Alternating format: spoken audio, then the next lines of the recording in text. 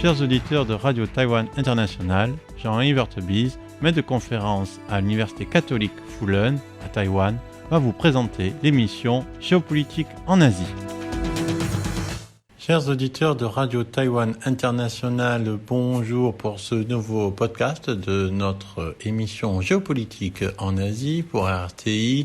Nous allons revenir sur un épisode qui évidemment fait les news mondiales et qui concerne notre ère de spécialité, d'analyse géopolitique, à savoir la Chine au monde chinois, et évidemment ce qui a marqué l'actualité des relations internationales dans cette ère géographique qui nous intéresse, à savoir l'Asie, plus spécifiquement l'Asie de l'Est, avec la Chine et Taïwan en point de mire. C'est évidemment cet événement un peu rocambolesque par certains égards du ballon espion chinois. Alors, on va peut-être déjà revenir sur des choses que l'on sait un peu déjà, même s'il y a un certain nombre de zones d'ombre et que tout ne sera pas éclairci. Donc, au cours de la semaine, il y a eu cette annonce qu'un ballon espion avait survolé.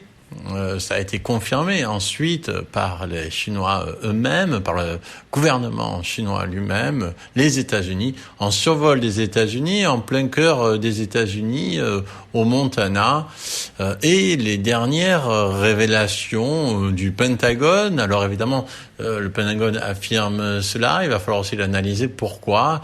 Donc ce que le Pentagone vient de révéler hier, avant-hier, c'est que en fait, ce gonflable, ce dirigeable, ce ballon espion avait été en fait inaperçu, était passé au travers des mailles du filet. Pourtant, l'espace aérien américain est un des mieux surveillés avec des radars extrêmement puissants.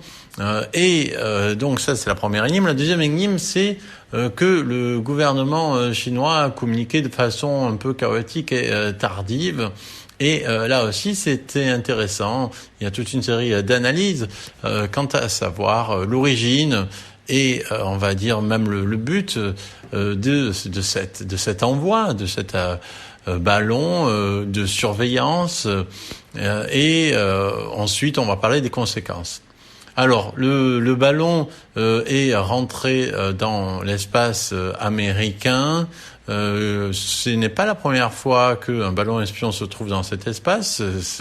Cet événement a permis aussi de révéler ceci. Il y avait eu une communication moindre sur les autres. Et ça, déjà, c'est un premier point significatif. À savoir, pour reprendre ce point-là, ce n'est pas la première fois qu'il y a un ballon espion, un ballon dirigeable muni, doté de moyens d'observation et de renseignement, de capture et donc aussi de transmission qui survole l'espace aérien. Le président Trump a dit que sous sa présidence, il y en avait eu 2. Alors, étant donné que c'est le président Trump qui dit que c'était aussi une information sans doute classifiée ou en tout cas qui n'avait pas été transmise au grand public, qui n'avait pas fait du tout débat, on voit que même si donc la phrase de Trump est à prendre avec des pincettes, comme tout ce que dit l'ancien président, est-ce qu'il dit ça, est-ce que c'est la vérité, est-ce que c'est pour mettre à mal l'administration, est-ce que c'est pour lui montrer que lui il n'a pas su tirer les conséquences, mais ça serait bizarre puisque justement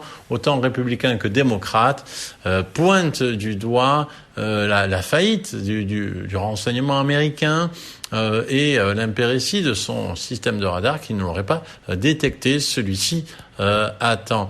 Donc toujours est-il qu'il y a donc cet avion, ce dirigeable plus exactement, qui est rentré dans l'espace aérien des États-Unis. Donc ce n'est pas la première fois. Donc la volonté de communiquer sur celui-ci et la volonté, on y reviendra, de prendre de prendre des mesures assez drastiques. Donc on va dire le descendre en plein vol, ce qui est tout à fait d'ailleurs normal et légitime, mais on peut justement se demander pourquoi ce n'avait pas été le cas précédemment. Et donc le fait que, encore une fois, Trump dise que ça a été le cas, 2 fois le cas sous sa présidence, c'est pas forcément quelque chose qui est porté à son actif, étant donné que cette fois-ci, ça a été vécu véritablement comme une violation de souveraineté, et donc les républicains montant en créneau, voulant dire que cela montre la faiblesse de Joe Biden qui se fait marcher sur les doigts par les Chinois. Et donc, si c'est pas la première fois, pourquoi est-ce que cette fois-ci il y a eu cette escalade à la fois on va dire dans la dénonciation, dans l'internationalisation de ce phénomène, et ensuite les conséquences, destruction du ballon, et on y reviendra peut-être ensuite, diplomatique aussi, conséquences diplomatiques, puisque et c'est vraiment le point essentiel et central de cet événement en termes de conséquences, disons-le dès maintenant, quitte à essayer d'y revenir ensuite, à savoir que le voyage de Joe Biden, le voyage de Anthony Blinken a été annulé. Donc le voyage d'Anthony Blinken qui devait préparer le voyage de Joe Biden, qui était d'une certaine manière espéré entre Xi Jinping et Joe Biden, et qui devait donc être préparé par celui de Blinken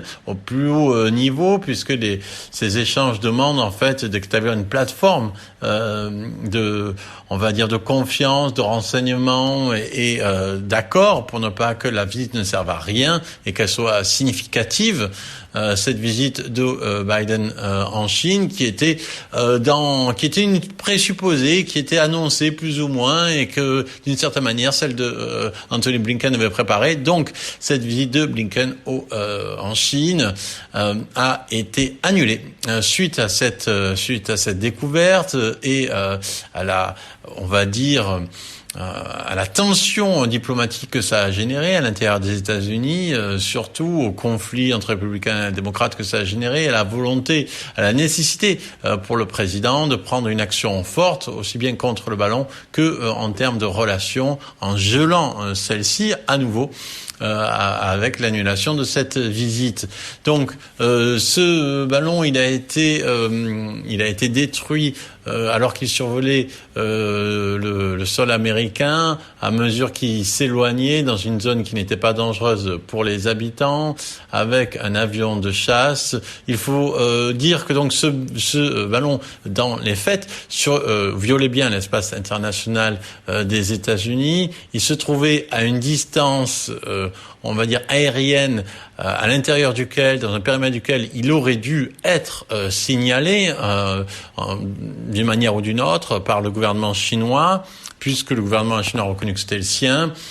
Et si un tel événement se produisait en France, un tel ballon serait immédiatement stoppé, arrêté d'une manière ou d'une autre. Donc ici, il n'y a pas de problème par rapport à la réaction. D'une certaine manière, elle est assez logique. Peut-être que auparavant, la non-réaction était due au fait que finalement, on se demandait qu'est-ce que pouvait apporter de plus un tel ballon par rapport à ce que produit déjà toute une armada de satellites, notamment chinois, qui tournent autour de la Terre. Alors là, il y a des spéculations qui sont pas seulement des spéculations, mais qui paraissent fondées sur le fait que le ballon dirigeable a traversé notamment un espace du Montana qui est considéré comme le centre de l'armement stratégique nucléaire américain. Et cela dans un contexte où on sait que la Chine renforce son armement nucléaire. Elle a 350 têtes nucléaires, elle en aura sans doute le double au terme de son objectif militaire. Donc on n'est pas du tout dans une politique de réduction des armements nucléaires, comme n'avait pu être le cas à un moment donné entre la Russie et les États-Unis. On est vraiment ici, au contraire, dans le pic d'une guerre froide qui se réchauffe de plus en plus entre les États-Unis et la Chine. Et donc ce ballon, et pourquoi est-ce il a été aux États-Unis? Pourquoi est-ce qu'il a été envoyé? Là aussi, il y a une sorte d'étrange incohérence entre ce que dit le ministère de la Défense, ce que dit le ministère des Affaires étrangères en Chine. Chacun y a une version légèrement différente.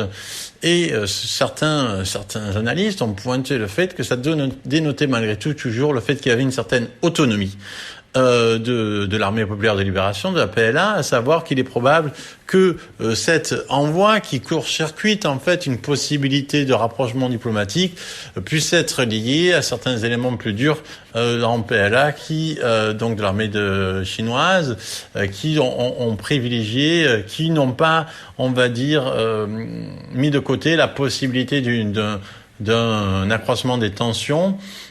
Et en fait, c'est pas la première fois que on va dire un rapprochement diplomatique entre les États-Unis et la Chine est court-circuité par le PLA. C'était le cas aussi lors d'une visite d'un président américain sous le règne de Hu Jintao, où il y a vu la découverte d'un avion furtif chinois qui avait été annoncé par le PLA et sans doute sans que le haut de la présidence chinoise le sache.